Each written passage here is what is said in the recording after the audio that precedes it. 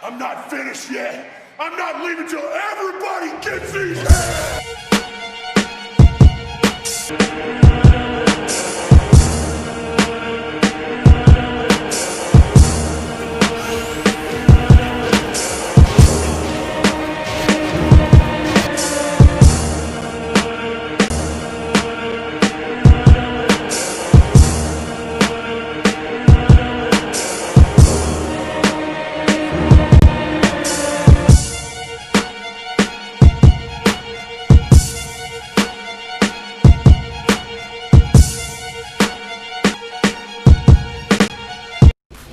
When the nightmares become a reality.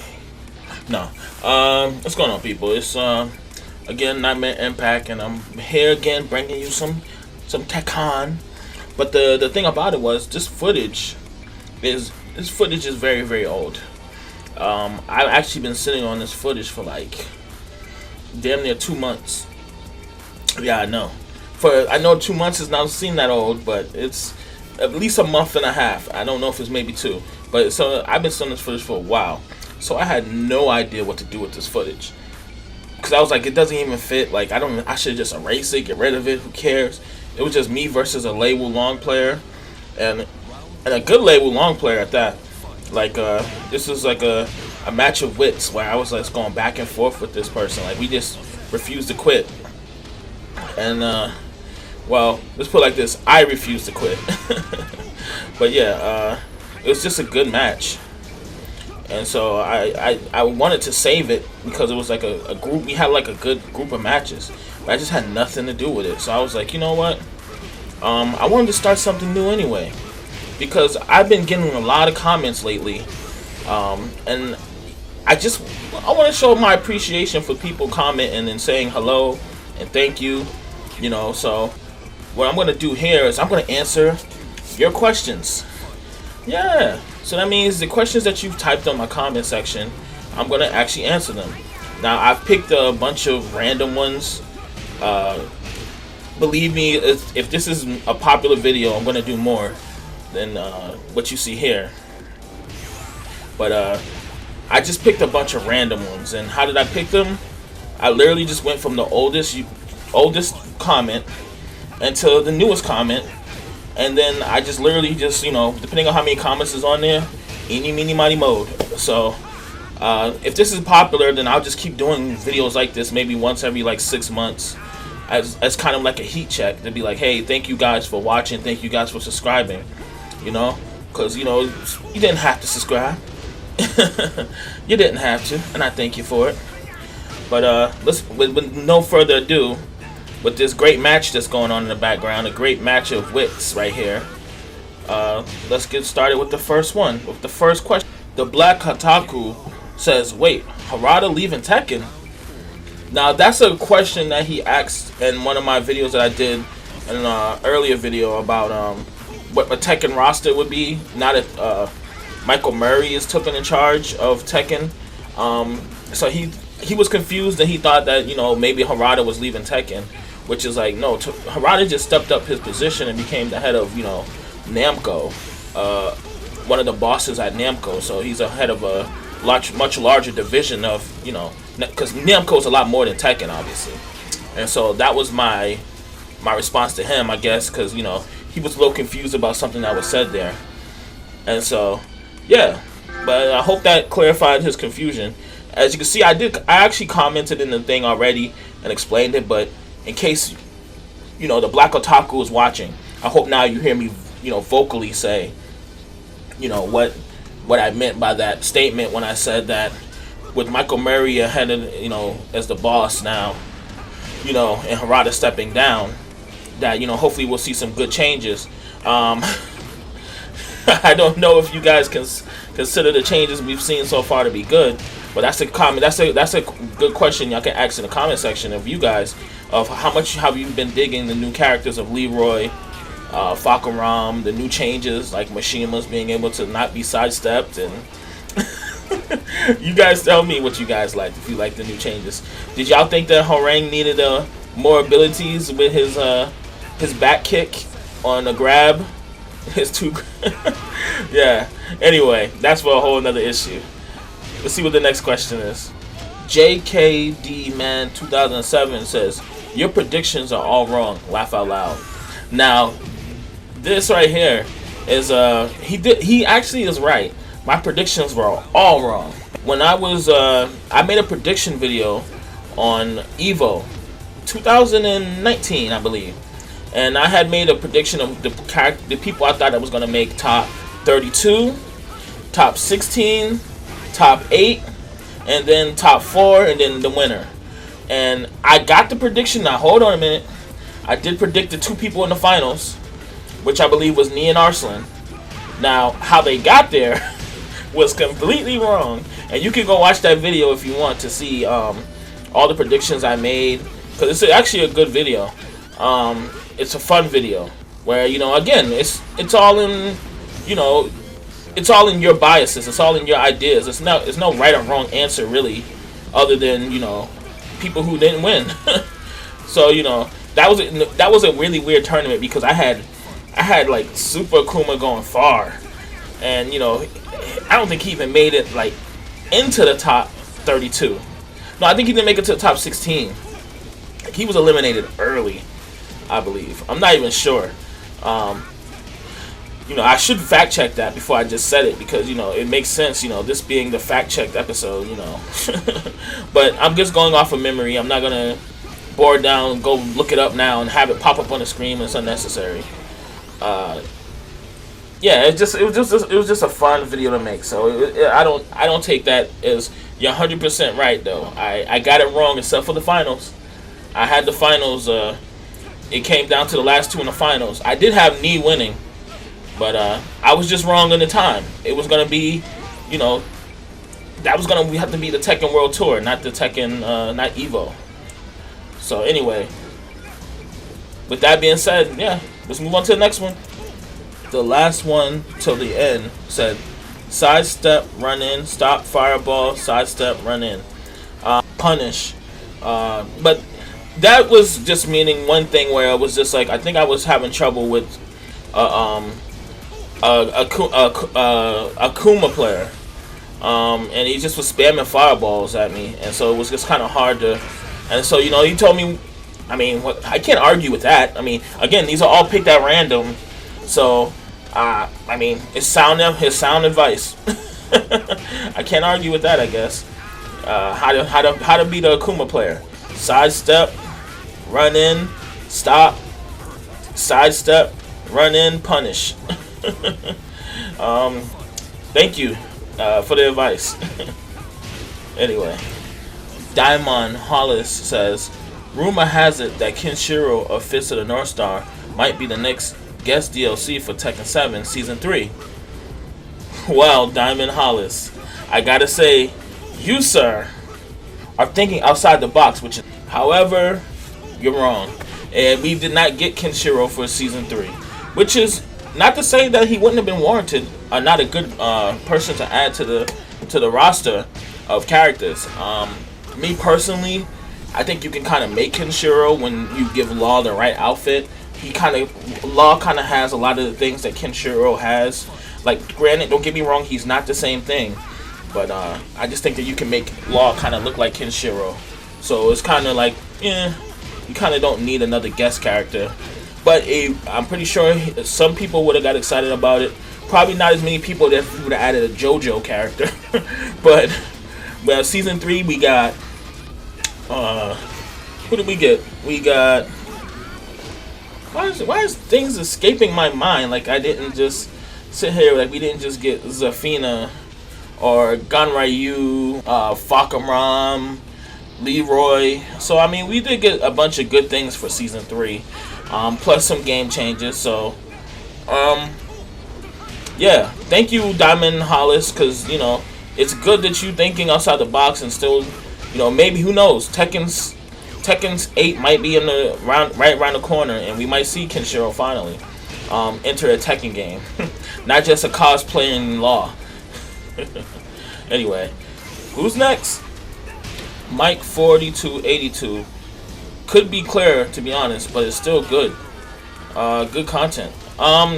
I believe he was referring to the fact that I asked the people like how a certain my resolution looks, because I'm trying to upgrade. I'm thinking about upgrading everything into a higher fidelity.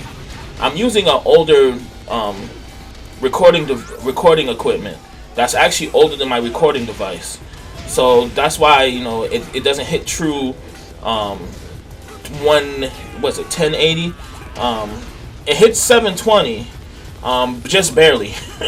But the one like it's I'm just using an outdated computer software in Cyberlink 10, which I believe is like on like Cyberlink 18 right now. I don't know, but anyway, I could get a better recording equipment if I was making some money off these YouTube videos, which I'm not.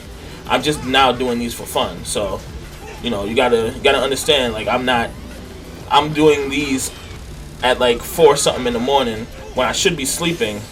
So before I got off work at like around 1 o'clock. Run right home to try to get something and eat. Hey, hang out with the baby. Oh, you go to sleep. Why don't you sleep at night? But I don't take away anything. It's not your fault. It's I would just like to be able to do more.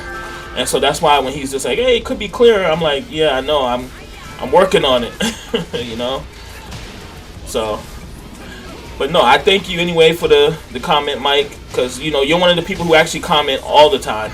So I appreciate it, because that lets me know that I'm doing something right. I'm doing something. It's not all for nothing. So thank you. Anyway, let's see, what's the next one? Shaggy Dog Boy said, gave him the moves because these are actual martial arts. These are moves that will always overlap. I agree. Bruce Irvin should be in because Muay Thai is needed in Tekken, like Ganryu is needed in and a Taekwondo. Okay. I believe I know what he's talking about. This goes back to one of my least favorite videos, which is becoming an actual popular video. My angry Tekken 7 rant, I believe. Now, this was done when I was 1, drinking, and 2, angry. And so that's why I look back on this rant like I really don't like my rant on Tekken. I didn't like where it came from. Now, it came from a place where I was honest about it, how I felt about Bruce Irvin not making this game, and Falcon Ram because he was just announced, and how I see him as pointless character to introduce when Bruce Irvin already exists, and who could have, it just didn't seem seem to have a point to me to introduce this character.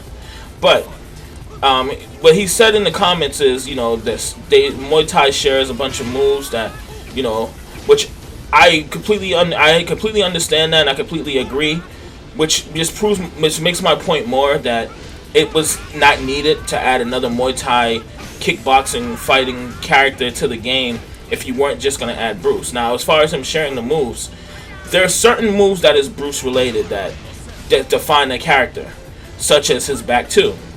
It just is. I'm sorry to say this, people. Back two that move is so uniquely associated with the Bruce character, the Bruce Irvin character.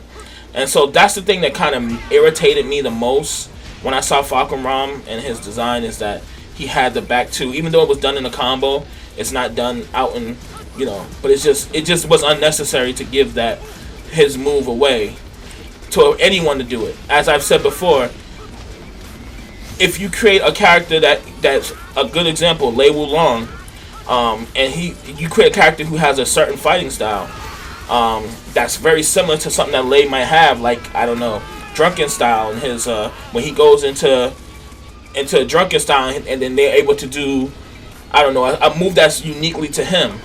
Like for instance, that his backwards in drunken stance, his backwards 1+2. Just saying, if it was his thing. Oh, good example. If someone came out tomorrow who has pretty much almost like Lei, they took Lei out the game and then gave them Razor Rush. I think Lei players will feel a certain way.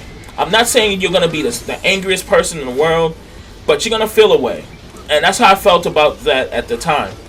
I've come to a conclusion now that I don't want to see any legacy characters back in Tekken, and I kind of don't care. I'm right now. I'm convinced that The new characters in Tekken are, to me, better characters.